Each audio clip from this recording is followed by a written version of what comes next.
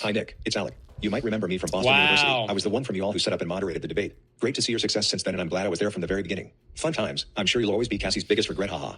That's crazy. I remember, I don't want to dox you, but I remember your name, Alec D. That's how I know, because I know ball like that. No, that's crazy, man. You literally set this whole thing. Isn't that insane? You go in a time machine 10 years ago, and this other college kid who's at Yale is like, I think I'm going to set up a debate. And like, if this debate didn't happen, none of this would have occurred. So that was kind of like one of the starting actions. Before that, even though, it was that I wore the hat, and then I was asked to be on the BU Today video.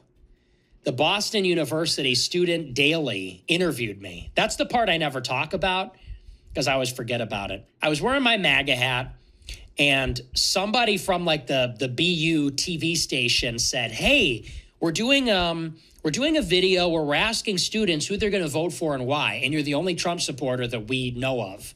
Would you do it? And I said, sure. And so I was in a video or some kind of article. I forget what it was. But I was in the BU Daily paper with my MAGA hat on with like 5 liberals. And I'm saying why I'm going to vote for Trump. And that's really what sparked the whole thing. And everyone was attacking me. And I was kind of like a little famous on campus. And then the debate happened. I'm sure you remember this. Ancient history is like 8 years ago, man. 9 years ago.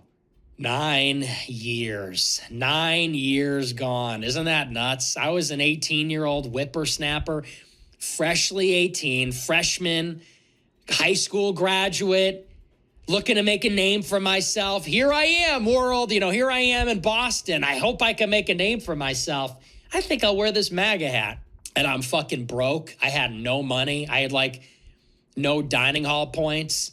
So I was just like, literally hungry and poor and like not going to classes. I was getting the night sweats because it was too hot in my dorm.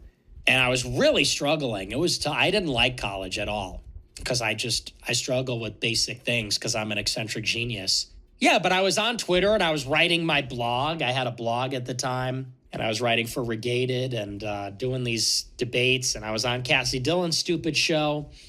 And I was just some punk kid walking around at night, not to get too wistful here, not to get too nostalgic, but it's just funny how that goes, And it's funny. The reason it's funny is because now that I've sort of arrived, everybody says, where did this guy come from? Where did he come from all of a sudden? It's like, I've been doing this for 9 years.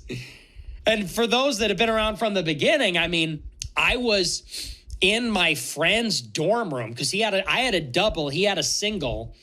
And he was like a fellow traveler. And so I would literally at Warren Towers take the elevator up to his floor with all my gear every night. My laptop, my green screen, all my shit. I would carry it in the elevator up to his floor, set it all up, open up my laptop, set up the green screen. And I would do this show making no money, getting no viewers at all. All the boomers were shitting on me in the comments saying, you smack your lips too much. They would get mad at me if I didn't say President Trump. If I ever said Trump, they would say, that's President Trump to you. This is the RSBN audience. They grew to like me, but they were always on my ass about stuff like that. I did this for months, every day for months, getting attacked, getting called a racist, all of it. People, threatening to beat me up in the dining hall. Like I did that for 9 years. And not that in particular, but stuff like that for 9 years. And then you get your big break and everybody says, where did this guy come from? I think this guy's a Fed. It's like, you haven't been paying. I've been here for 9 years, bro. I've been doing this uninterrupted since I was a senior in high school. It's just a little blast from the past. Pardon me. But no, it's good to hear from you, buddy. I appreciate you. The old Alec.